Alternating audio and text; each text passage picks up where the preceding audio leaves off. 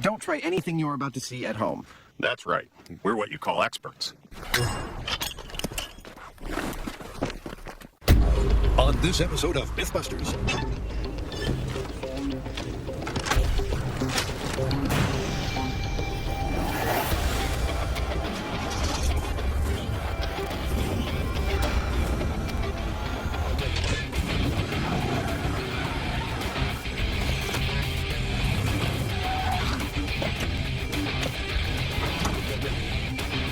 Jamie, I've got a present for you.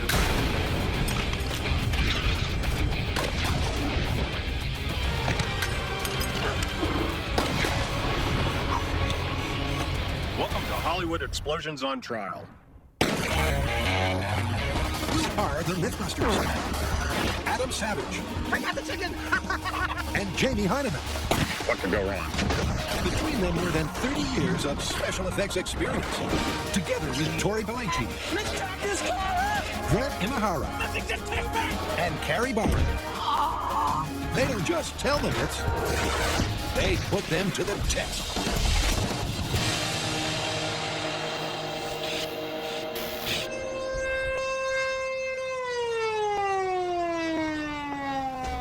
Looks dangerous. It is very dangerous. This is possibly the most dangerous story we've ever filmed. Fire! It didn't go off. We have a live grenade. We cannot leave this bunker until we deal with the situation. Let me guess, it involves a grenade. You're like a mind reader. Yes, it totally does. Pop quiz, hotshot. What would you do if someone threw one of these at you? Why, you kiss your ass goodbye. That is one solution. Another solution, favored by Hollywood movie action heroes, pull out a gun and shoot it out of the air. And that is where I think we need to begin. Okay. It's a standard action movie move. To protect yourself from an incoming grenade, you take it out midair, where one of three things can happen. It explodes safely, it's rendered inert, or it's sent back from whence it came. Now, when it comes to shooting objects out of midair, that's a sport, actually, called trap shooting or skeet shooting. I think it's this way. Pull. And when you want to do that in the Bay Area, pull, you come here to the Coyote Valley Sporting Clay. You must be Dave. Our teacher today is Dave Radu. He's been an instructor for 16 years, and he's going to teach Jamie and I how to rid the world of the scourge of clay pigeons. It would be an understatement to say we've fired a lot of guns in the course of doing this show. Come across? Over the years, we've fired pistols, rifles, cannons. We fired from moving cars at moving cars. I'm feeling pretty slow. We've even fired bullets at other bullets. But this time we're trying to hit a moving target in midair. Pull. We were close, but not close enough. Training on clay pigeons so that hopefully we can hit a grenade. Pull. If they can't even hit a moving target, then the myth falls at the first hurdle. Pull. And at first, it's not as easy as Hollywood would have us believe. Yeah, I was a little behind it. But they've got a great teacher. Pull. Nice shot. Fantastic. Very nice shot. Oh, There we go. Beautiful shot. I was just going to tell you about that. We've been shooting at these clays from the side, but if you're trying to avoid getting hit by a grenade, you're going to be more concerned when they're coming right at you. Yeah, I got it. Like that.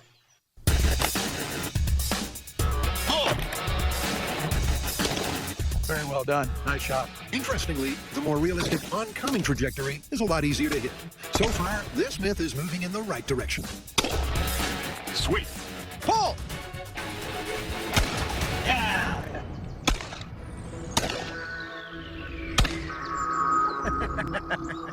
So, Adam. Yes, sir. To celebrate our newly found skills, I'm going to go over behind that building over there and toss my beret out. No way. Let me shoot at it? You've got one shot. I'll take it. Pull!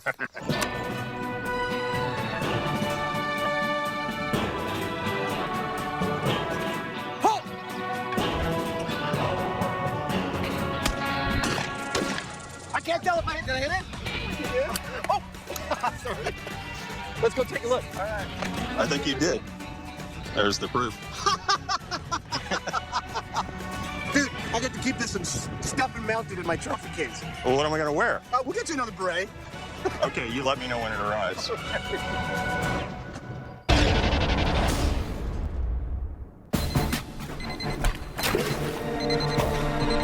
Seconds from disaster? I'm not sure I like the sound of this one. No, this is going to be a good one. This is that old cliche Hollywood device where the hero finds himself in the possession of a bomb that's about to go off. Candygram.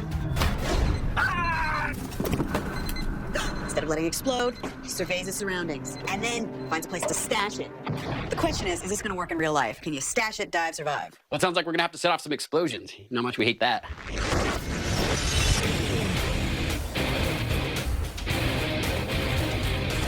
So we're here at the Alameda County Bomb Range to see what items that you would find in your household that could protect you from an explosion. Now, the amount we're gonna be using is a pound of C4. When in doubt, C4.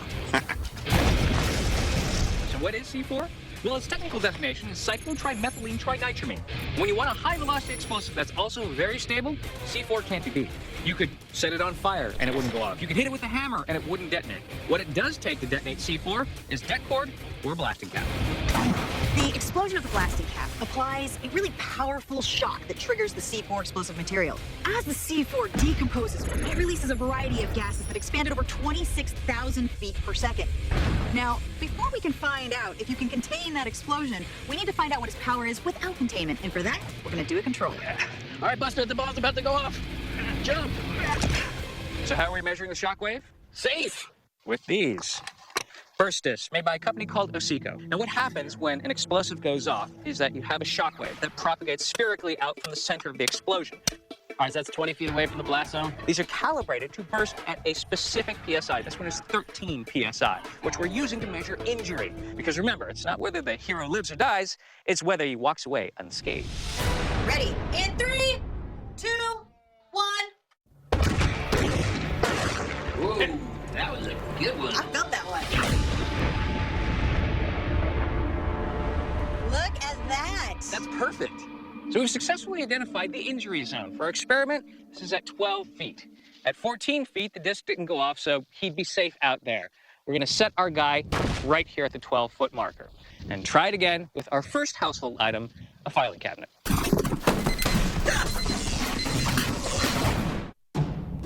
Coming up on MythBusters.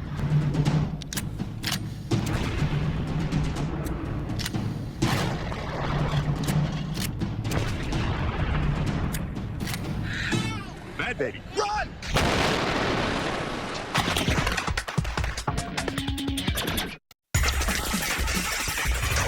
Pull! So we're done with skeet shooting, and we didn't do too bad. Yeah. But that was skeet. Now we're going to try our hand at hitting something that's more like a grenade and see if they're any harder to hit. Sweet.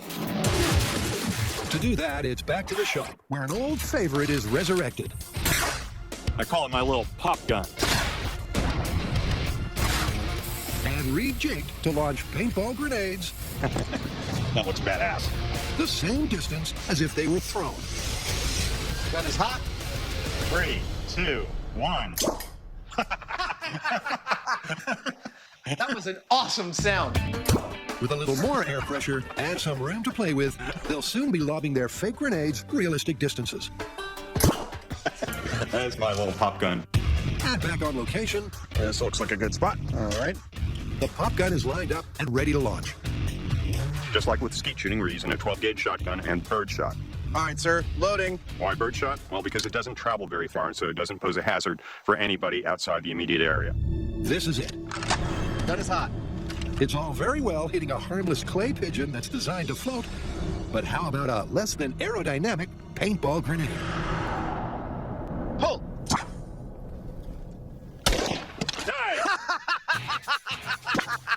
That was the most satisfying trap shooting ever.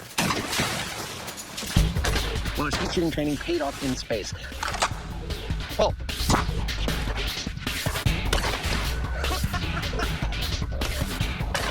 I was able to knock 4 out of 5 paintball grenades right out of the sky, as evidenced by their carnage here on my board. But a paintball grenade doesn't kill you. Pull. And I have no idea what, if anything, birdshot would do to a real steel grenade. Yeah! Nonetheless, I still feel pretty satisfied with myself. So the thing is that birdshot spreads out in this large pattern that makes the odds relatively high you're going to hit your target. And on top of that, I bet that birdshot's just going to bounce off a steel grenade. It's not going to do anything to it. So what we really want to know is what the odds are of actually hitting an incoming grenade with a single bullet. And then, of course, what's the likelihood of you being able to disable it as well. All right, sir. I'm ready.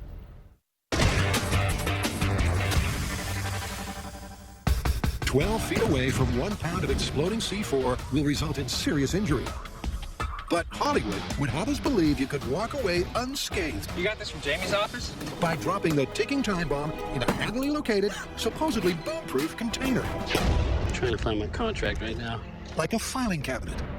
Okay, so this is our same 13 PSI injury indicating burst disc. I don't remember agreeing to washing Jamie's mustache. And remember, with no containment devices, 1 pound of C4 caused this disc to go off at this 12-foot range.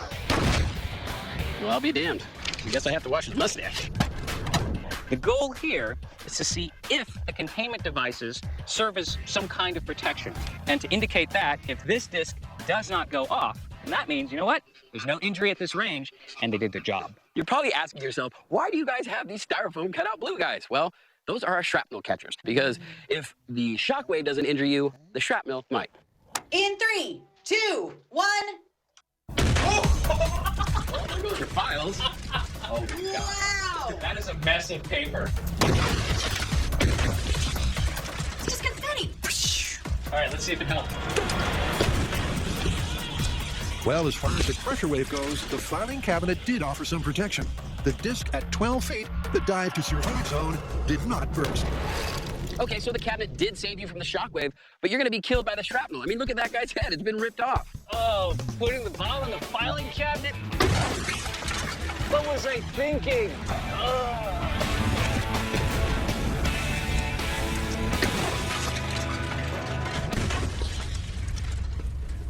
Will you take this? Now we're going to move on to a bed. Ooh, I kind of want some red soapy sheets now. This is nice. Ooh, these are fancy. Now you might be asking yourself, how would you use a bed to protect yourself from an explosion? Cue the dream sequence. Wait for this, it's a little disturbing.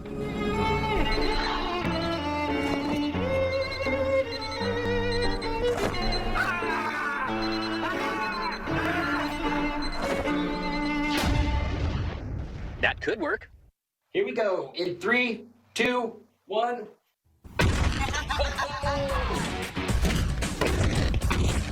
That's really interesting. All the energy went up, and I didn't see any shrapnel go out towards the guys. I will be so shocked if stuffing a bomb under your bed actually saves you. You've got to be kidding me. I think we might have found something that's actually bomb-proof. Yeah, I mean, look, the burst discs aren't even burst. And the shrapnel catchers? Well, they caught nothing but a gentle rain of mattress stuffing. I'm absolutely astounded at how well the mattress worked at both absorbing the shockwave and preventing deadly shrapnel from hitting our guys. And if you look at the high speed, you'll see exactly why. All the energy went straight up into the air.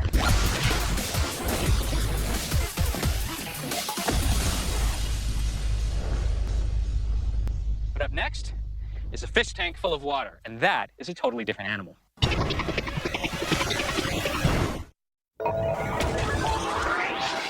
Welcome back. It's guns versus grenades on MythBusters. And truth be told, if someone has just thrown one of these at you and you have enough time to see it and pull a gun to try and shoot at it, pull. The kind of gun you're going to have ready access to, it's going to be something like this. But unlike a shotgun, this only fires a single round, a single piece of lead. Can you even hit this in midair with this? Well, that's what Jamie and I are about to try and find out. We've chosen this spot because it's miles away from habitation. But even so, we're loath to shoot anything straight up in the air other than birdshot. And with that in mind, we've chosen paintball pistols to do our test. Because if we can hit them with those, we should be able to hit them with a real pistol. All right, sir. I'm ready. Equally, Okay, here we go. Throw the grenade in 3. if they miss with a paintball pistol, they're likely to miss with a real one. Totally missed it. Let's try again. The myth is hitting its first hurdle.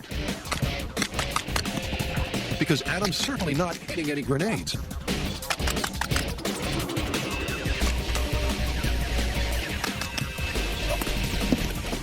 I ran out of ammo. I got close, though. They've proven the wide spray of shotgun shot works. But the silver screen scene in question usually involves a weapon firing a single bullet at a time. And that's proving very, very difficult. Oh! I got it! But not impossible. There is paintball paint on that puppy. Can be done. It can be done. It can be done. I'm ready. Look, if someone's throwing a grenade at me, I'm going to use anything at my disposal to try and save my life. If that means fruitlessly shooting a whole clip of rounds at that thing with a 1% chance of hitting it, I got it. I'm going to take those odds. Nice! Right in the middle. Beautiful. But the real question is, what happens to a grenade when you hit it with a real bullet? That's the question we're going to answer next.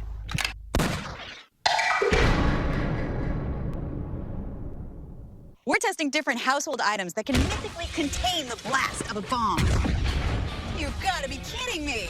This test, we're using a pound of C4, and we're throwing it inside of a dish tank. Handy, Graham. To measure it all, we have our Osico burst discs and our shrapnel catchers.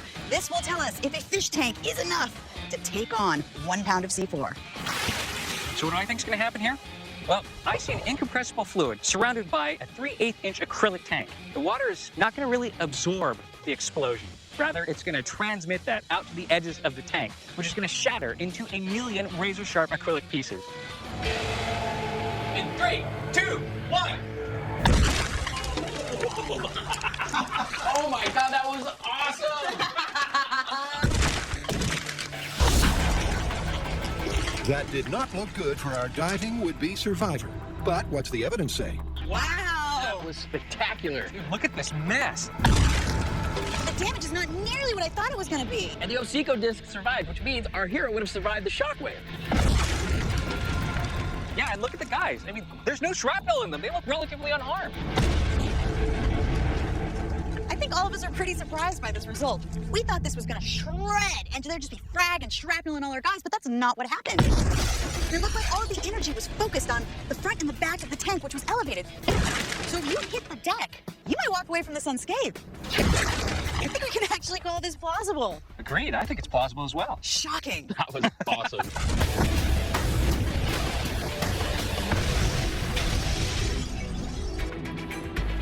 Welcome to Angel's Camp Quarry. Because next up, the team is ramping it up. Now, what's the scenario? That's right. It's a garbage truck. Imagine this. It's early in the morning, you go to your mailbox and you find, what is it? A bomb! What am I gonna do with it? Oh, I know, it's trash day. Throw it in the garbage truck. Now he has 2 options. He can jump away from the truck, dive here, or he can jump off to the side and let this steel wall protect it. Because of that, we're gonna have 2 different setups. We're gonna have a shrapnel catcher with the burst disc here, and another shrapnel catcher with the burst disc here, and see whether or not this garbage truck will protect it. All right, here we go with 1 pound of C4 in the trough of a garbage truck. In 3, 2, 1, fire. Yeah, that's a pretty big pop.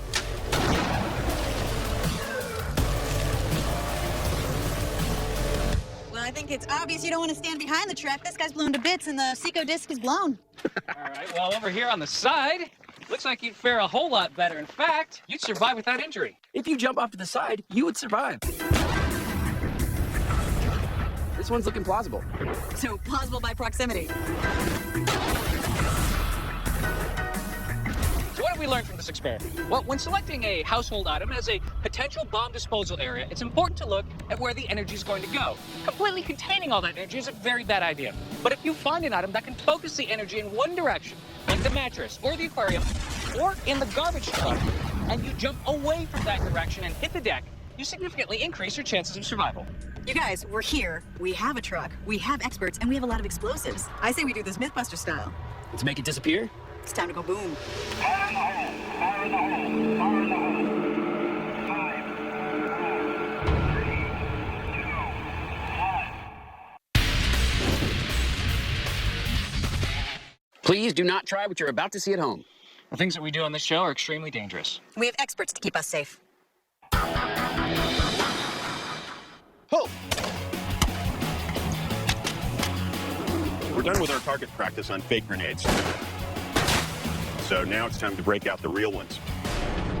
Looks pretty innocuous, doesn't it? It is, in fact, pretty small compared to some of the things we've blown up over the history of MythBusters. But in fact, these grenades are incredibly dangerous and have all of us in our bomb techs quite nervous. So in order to properly experiment with these, we have come to a large tract of private land in Gold Country, east of the MythBusters shop, where we have thousands of acres of clear land all around us in order to experiment with this. God, I love operating the big machinery. Countless times on this show, we have armored ourselves behind these blast chamber panels to watch dangerous things happen, hopefully right on the other side. Perfect. That's perfect. I love it. But this setup, where our blast chamber panel is bordered on both sides by inch-thick plates of steel, this is the most armored we have ever required ourselves to be out in the field. That's because it's not just an explosive pressure wave they're dealing with. The steel body of the grenade is designed to spray lethal fragments at over 25,000 feet per second in every direction. And the nightmare scenario is a misfire. To prepare for that, Jamie's recreated his own nightmare. Normally, bomb disposal robots cost around 100 grand or so. This is my version. Behold the bomb, baby.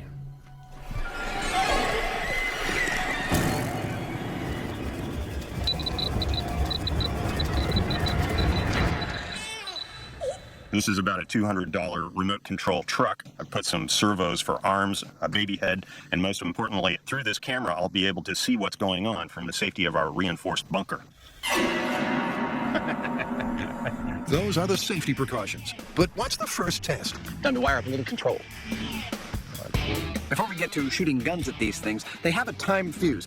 All right, go ahead and make it go up. I.e., after you pull the pin and release the spoon, there's a few seconds before they blow up. How many seconds?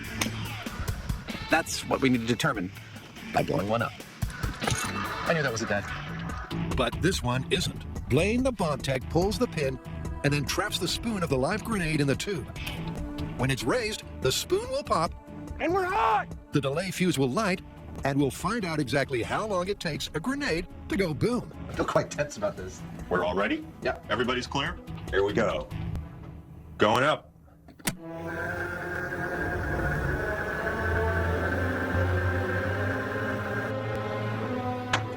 I heard the cap go. Wow. I heard stuff hit us. That was intense, man.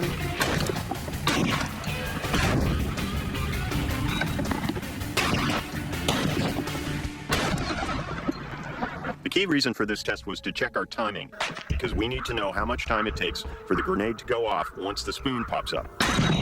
That was 5 seconds exactly. Time for some guns. We're just about to start firing guns at grenades, and we've been thinking about it, and we think one of three things is going to happen for each of these shots. Either the round will render the grenade inert and maybe decimate it. That's one. Two is it could actually detonate it and explode it in midair. Or three, it could bring enough energy to the equation to actually send the grenade back to where it came. I'm curious as to what the result is actually going to be. To find out, the setup is simple. Aren't they? It's been established an oncoming grenade can be taken out.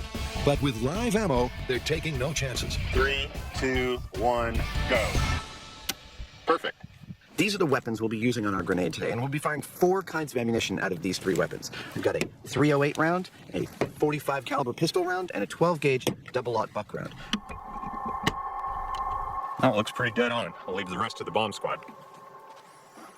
Now here's where things get interesting. I think the .308 round is going to be by far the most effective round against the grenade, but its rifle is by far the most difficult one to hit a grenade in midair with. While at the other end of the spectrum, we've got the shotgun, used for trap shooting, the easiest weapon to use to hit a grenade in midair, but I think this, the double-aught buck round, will be the least effective against the grenade. First up, the shotgun and the lightweight buckshot. Okay.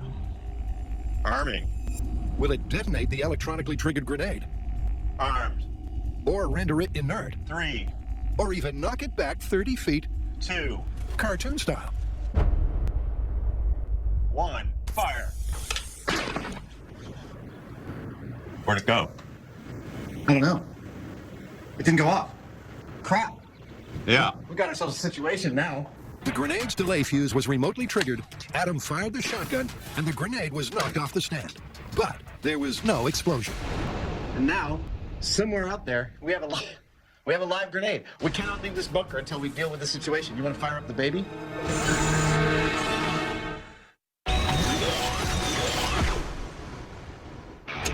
Turns out that the garbage truck is plausible. Our hero would have survived that blast. But now it's my favorite time where we ramp it up and see if we can make that garbage truck not so bomb-proof. So we're gonna load it up with 200 pounds of ammo and see if we can make this thing disappear. Now, does this remind you of anything? This is like cement truck all over again. And this is the quarry where we actually blew it up. Now, one thing everybody complains about is you guys don't have a high-speed shot. We don't have to worry about that this time. We have our high-speed camera standing by, and we're gonna get that shot. Isn't that right, Willie? No pressure.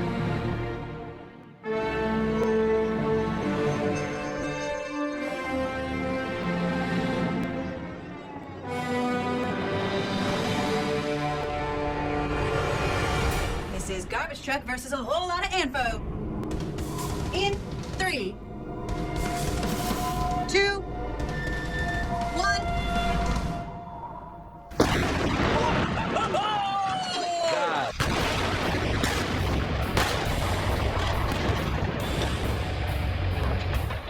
The shrapnel got up to the same height as us! Whoa! Woohoo! That was intense.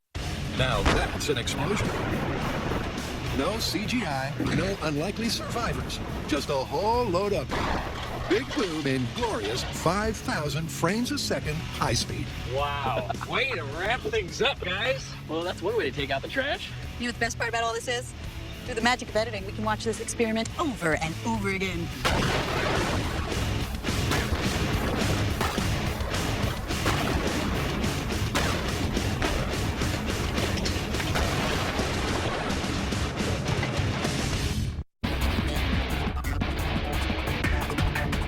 Since this story is about grenades, I'm going to map out how these things work. This thing on the outside is called the spoon, and it's retained by this ring and a pin. Now, underneath that is a spring-loaded striker, which once the spoon is released, the striker is also released, and it flips over and creates a spark, like so. Underneath that spark is a fuse. It's called a delay fuse, which is engineered to burn for a specific period of time. Once it burns to its end, which is down somewhere in the middle of the grenade, it ignites a small amount of high explosive that's relatively unstable. That creates a small blast which ignites the rest of the high explosive that fills the grenade. At this point, you've basically got a small pipe bomb which has a kill zone of about 45 feet. Fire! Where'd it go? It didn't go off. But why? Before they fire up the bomb baby, Adam fires up the high-speed camera. Oh, criminy, Jamie, come here. Dude, watch this. No more grenade. We don't have a live grenade out there. We've got a bunch of dust. Wow. I totally did not see that coming. Darn, I wanted to wake the baby up. That's the result. Unbelievably, it seems that you can indeed shoot a live grenade and render it inert. It's amazing. It didn't- disintegrated the outer casing, and then, even though this was within its 5-second range, did not let it explode the cap so the TNT didn't blow up. Wow. I would not have called that. That's amazing. The double-odd buck completely disintegrated the grenade, and that frankly surprised us all because double-odd buck is their little 38 caliber lead balls, and you wouldn't think it would be able to do a whole lot to a steel grenade, but it did. It took it completely apart, and it even took apart the blasting cap before it could go off. An astonishing result. The fuse was lit electronically, but before it could detonate, the butt shot broke up the TNT party. Next up is a 45 caliber round pointed at the grenade. If you remember, only very recently we discovered it's a lot harder to hit a mid-air grenade with one of these than it is with one of those easy shotgun rounds. As to what it's going to do to the grenade, you ready? Okay, 45 ACP, 3, I expect it to have a very similar effect as the double-aught buck. 2, I think that the 45 cal round is going to turn that thing right into dust. 1, fire! Hey! It shot it right up the thing. The cap went off, but the grenade didn't. We knocked the grenade off the stand. It looks like we split it in half. So we didn't stop the cap from going off, but we did stop the grenade from blowing up. That's cool. That is very cool.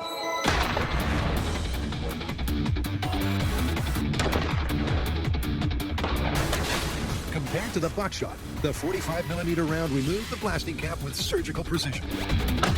Either way, it's another myth-confirming result. What's next?